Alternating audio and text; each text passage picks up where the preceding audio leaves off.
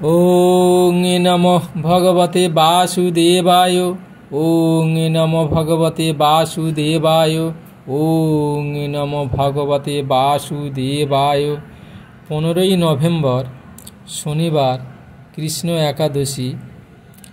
উৎপন্না একাদশীর উপবাস 2025। একাদশীর পারণ সকাল 9:11 থেকে সকাল 9:31 মধ্যে, 16ই নভেম্বর রবিবার। উৎপন্না একাদশীর মাহাত্ম্য।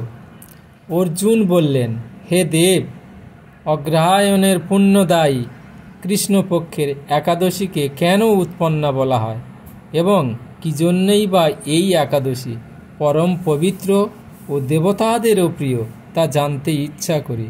আপনি কৃপা করে তা আমাকে বলুন। শ্রী ভগবান বললেন, হে পৃথাপুত্র, পূর্বে সত্যযুগে মূর নামে এক দানব ছিল। অদ্ভুত আকৃতি বিশিষ্ট সেই দানবের স্বভাব ছিল অত্যন্ত কোপন।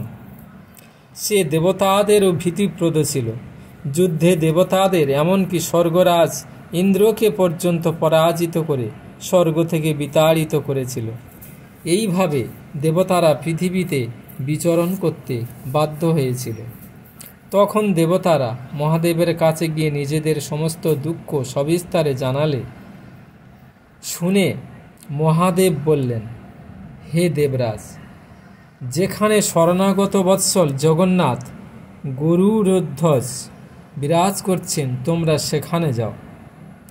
তিনি আশ্রিতদের পরিত্রাণকারী, তিনি নিশ্চয়ই তোমাদের মঙ্গল বিধান করবেন। দেবাদিদেবের কথা মতো দেবরাজ ইন্দ্র দেবতাদের নিয়ে ক্ষীর সমুদ্রের তীরে গমন করলেন। জলে শায়িত শ্রী বিষ্ণুকে দর্শন করে দেবতারা হাতজোড় করে তাঁর স্তব করতে লাগলেন। স্তুতির মাধ্যমে নিজ নিজ দৈন্য ও দুঃখের কথা তাঁরা ভগবানকে জানালেন। ইন্দ্রের কথা শুনে নারায়ণ বললেন, হে ইন্দ্র, সেই মূর দানব কী রকম, সে কেমন শক্তিশালী তা আমায় বলো। ইন্দ্র বললেন, হে ভগবান, প্রাচীনকালে ব্রহ্মবংশে তালজঙ্ঘা নামে এক অতি পরাক্রমী অসুর ছিল। তারই পুত্র মূর অত্যন্ত বলশালী, ভীষণ উৎকট ও দেবতাদেরও ভয় উৎপাদনকারী। সে চন্দ্রাবতী নামে এক পুণ্যপুরীতে বাস করে। স্বর্গ থেকে আমাদের বিতাড়িত করে তার স্বজাতি কাউকে রাজা, কাউকে অন্যান্য দিকপাল রূপে প্রতিষ্ঠিত করে এখন সে দেবলোক সম্পূর্ণ অধিকার করেছে। তার প্রবল প্রতাপে আজ আমরা পৃথিবীতে বিচরণ করছি। ইন্দ্রের কথা শুনে ভগবান দেবদ্রোহীদের প্রতি অত্যন্ত ক্রোধান্বিত হলেন। তিনি দেবতাদের সঙ্গে চন্দ্রাবতী পুরীতে গেলেন। সেই দৈত্যরাজ শ্রী নারায়ণকে দর্শন করে পুনঃ পুনঃ গর্জন করতে লাগলেন। দেবতা ও অসুরের মধ্যে তুমুল যুদ্ধ শুরু হয়ে গেল। যুদ্ধে দেবতারা পরাজিত হয়ে এদিক ওদিক পালিয়ে গেল। তখন যুদ্ধক্ষেত্রে শ্রী নারায়ণকে একা দেখে সেই দানব তাকে দাঁড়াও দাঁড়াও বলতে লাগল। শ্রী ভগবানও ক্রোধে গর্জন করে বললেন, রে দুরাচার দানব, আমার বাহুবল দেখ। এই বলে অসুর পক্ষীয় যোদ্ধাদের দিব্য বাণের আঘাতে নিহত করতে লাগলেন। তখন তারা প্রাণ ভয়ে নানা দিকে পালাতে লাগল। সেই সময় নারায়ণ দৈত্য সৈন্যদের মধ্যে সুদর্শন চক্র নিক্ষেপ করলেন। ফলে সমস্ত সৈন্য ধ্বংসপ্রাপ্ত হল।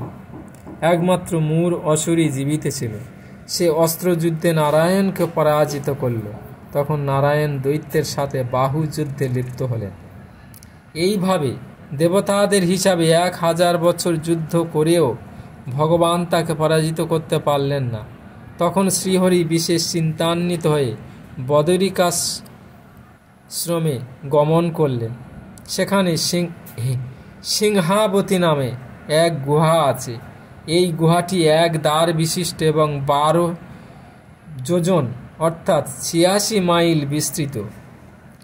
ভগবান বিষ্ণু সেই গুহার মধ্যে শয়ন করলেন। সেই দৈত্য তার পিছন পিছন ধাবিত হয়ে গুহার ভিতরে প্রবেশ করল। সে বিষ্ণুকে নিদ্রিত বুঝতে পারল।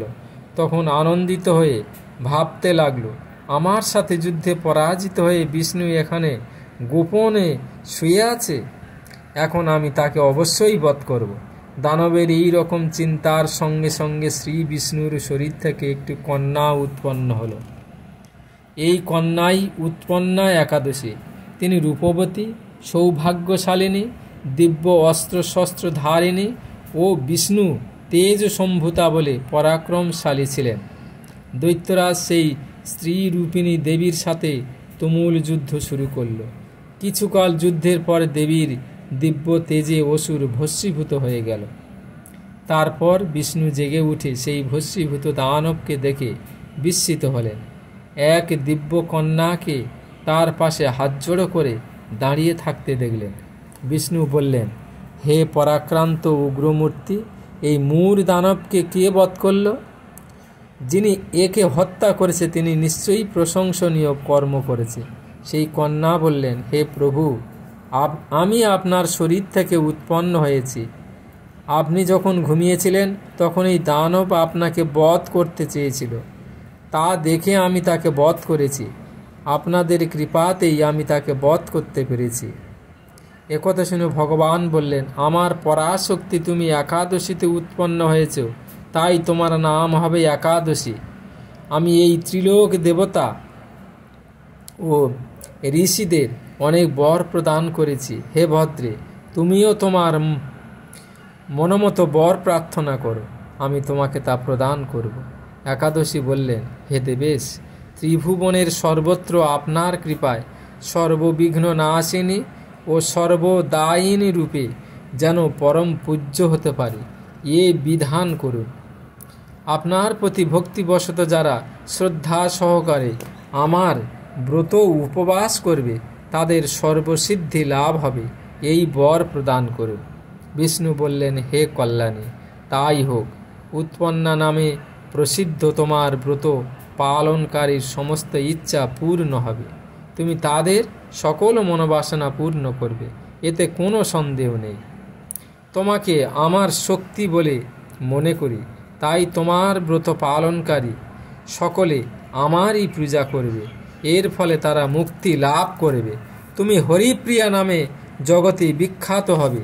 তুমি ব্রত পালনকারীর শত্রু বিনাশ, পরম গতি দান এবং সর্বসিদ্ধি প্রদান করতে সমর্থ হবে।